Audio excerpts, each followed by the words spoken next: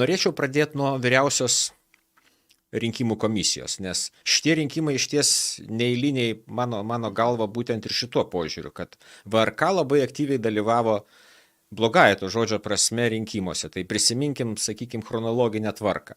Registruojami kandidatų sąrašai. Dalis sąrašų neužregistruojami, neva tai nepateikti kažkokie tai duomenys. Nors, sakykim, yra automatizuota sistema, kur kiekvienas kandidatas pildo ir paspaudžia mygtuką pateikti, jis gauna pranešimą, kad jo anketa, pavadinkim, taip yra priimta. Turbūt ne vienas iš mūsų ir mūsų žiūrovai pildė kažkokias tai tas pačias mokesčių deklaracijas. Tu pildai mokesčių deklaraciją, paspaudi pateikti ir tau pasako, tas langelis kažkas negerai, tam langelį kažkas negerai. Ir tu pataisai paprasčiausiai. Tai, sakykime, VRK to nepadarė. Eliminavo tos sąrašus. Neregistravo Seimo nario Petro Gražulio kandidatu į Vilniaus miesto merus. Na ir ką? Tiek partijos, tiek Petras Gražulis, jie kreipėsi į teismą. Teismas pasakė, blogai pasielgė VRK. Prašom, panaikino VRK sprendimus. VRK buvo priversta leisti pasitaisyti kandidatų sąrašam ir registruoti Petrą Gražulį kandidatu į Vilniaus merus. Po to jau nuvilnyja pirmasis, sakykime, rinkimų turas. Vėlgi prasideda nauji cirkai, sakykime, Visagino savivaldybei. Ponia Dalia Štraupaitė užima antrą vietą, patenka į antrą turą, atsiranda netgi ne teismo nutartis, kažkoks tai sprendimas ir VRK pasirėmė juo, sako, ne, ponia Dalia Štraupaitė nebegalės dalyvauti antrajam turė, jinai išimama iš mero rinkimų. Įvyksta aukštesnio teismo posėdis, ponia Dalia Štraupaitė grąžinama, jau gali dalyvauti. Analogiška situacija Anykščiuose. Ponas Kęstutis Tubis, Valstiečių ir Žaliųjų sąjungos kandidatas, surenka 30% balsų rinkėjų, tvirta pirma vieta. Vėlgi pasirodo teismo kažkoks išaiškinimas, kur jam lyg tai galima, lyg tai negalima, VRK priima sprendimą jį išeliminuoti. Ponas Kęstutis Tubis kreipiasi į teismą. Teismas vėlgi pasako, kad VRK sprendimas neteisėtas. Tai aš vėlgi kreipiuosi į jūs abu mėly kolegos, ar ne per daug tų neteisėtų sprendimų šitoje vyriausių rinkimų komisijoje? Ar ne laikas poniai Petkevičienei, pasiieško duonos kur nors kitur, o ne Seimo bufete? Čia aš padiskutuosiu kartu. Gerai. Prašau. Aš atsiprašau, Giedrė, jo. Gerai. Taip. Jo, aš būtent šitais VRK sprendimais domėjausi, dargi buvo sprendimas, pavyzdžiui, perskaičiuot balsus Šilutėj ir Šilutėj susikeitė vietom, antras su trečiu, reiškia, Tėvynės sąjungos Lietuvos krikščionių demokratų kandidatas patapo antroju, perskaičiavus balsus. Balsus perskaičiuot prašė ir Žemaitaitis, kuris liko trečias. Bet VRK atsisakė patenkinti Žemaitaičio prašymą. Žemaitaičio prašymą irgi ten nedidelis skirtumas, reiškia, buvo priežastis, dėl ko galima perskaičiuoti, bet Žemaitaičio prašymo perskaičiuoti ir kad jis pataptų antras. Sąlyginai, sakysim. Neįvykdė VRK, netenkino, o Tėvynės sąjungos Lietuvos krikščionių demokratų partijos atstovo Šilutės rajono prašymą įvykdė ir paskaičiavo teisingai. Aš čia ironizuoju, bet esmė čia dar prie to pačio reiškia VRK tų veiksmų. Antras dalykas, atkreipkite dėmesį tiek Visagine. VRK įvykdė teismo sprendimus jau gerokai įpusėjus to antro turo rinkiminiai kampanijai. Tai Straupaitė dar grąžino turbūt penktadienį, beveik savaitę po į rinkimus, o Tubi grąžino reiškia jau pirmą dieną iš ankstinio balsavimo buvo praėjus. Būtent. Ir dar VRK sako, tai žiūrėkit, tai dabar tos dienos iš ankstinis balsavimas negalioja. Balsuokit, ateikit žmonės dar kartą, nes mes čia dabar panaikinam dalį balsų. Čia yra tokia sumaištys VRK sistemoje, ta prasme darbe, kad čia yra, kaip sakė Kęstutis, pirmininkė turėtų atsistatydinti, bet čia vėlgi matom tos pačius pėdsakus. Sakysim, Tubio atžvilgiu vyko balsavimas dėl galimybės dalyvauti antram turė ar nedalyvauti. Išimti reiškia Tubį iš antro turo. Nors patys vasario 10 leido jam dalyvauti rinkimus. Ir Valstiečių žaliųjų sąjungos atstovė nuo tos partijos komisijoje nusišalina, nes yra interesas pas ją, sakysim, Valstiečių žaliųjų sąjungos atstovas yra Tubis, o konservatoriai ir socdemai, kuri 2-3 vietą užėmė, jie nenusišalina, nors tiesiogiai tai yra privatus vieši politiniai interesai.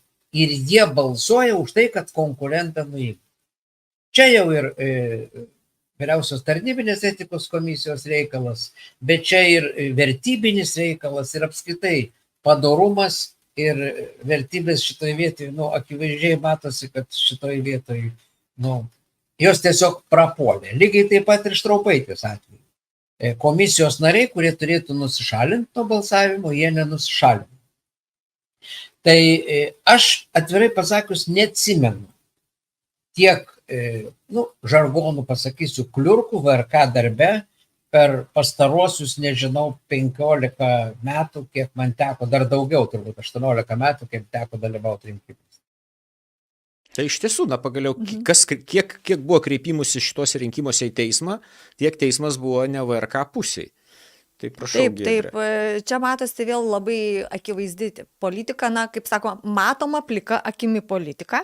Ir kaip konservatoriai turėjo savo rankose, aš turėjau omeny politinę įtaką, kontroliavo politiškai ir tebe kontroliuos konstitucinį teismą, taip jie kontroliuoja politiškai ir šitą vyriausiąją rinkimų komisiją. Ir tai yra labai akivaizdu, kad jeigu kandidatai galvoja, gal nelaimės, jeigu kandidatai yra ne jų, tai tada yra keliama šitas sumaištis, naikinami Tubio, Štraupaitės rezultatai, šalinami iš rinkimų, o po to teismas atstato. Tai čia akivaizdu, aš manau, kad turėtų atsistatydinti ne tik tai vyriausios rinkimų komisijos pirmininkė, čia apskritai reikia peržiūrėti visą šitą komisiją, nes o ką komisijos nariai nematė, taigi taigi čia ne viena komisijos pirmininkė. Ir kai jinai tarsi, nematomos jos yra sąsajos su konservatorių partija, tačiau,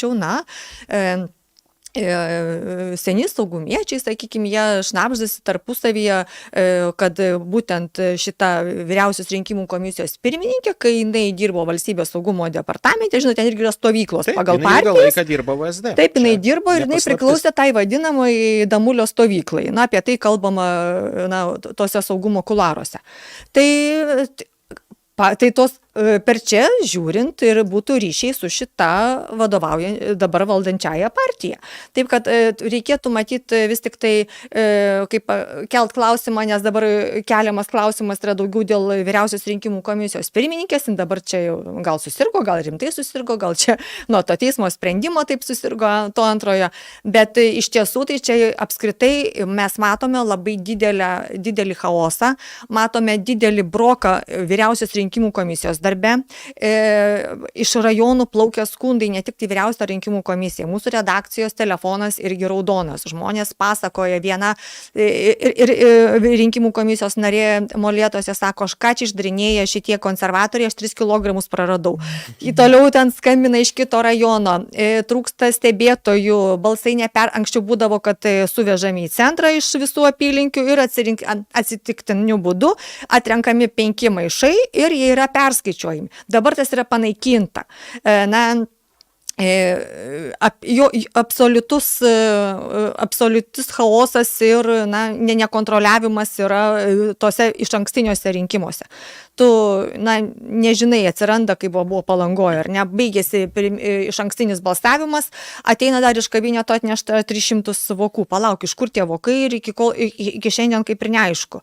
Taip, kad mes matom, viskas darome, tokios, kad abrakadabra, jie įvaldė yra šitą savo rinkimų skaičiavimą tą, nes kaip sako, kas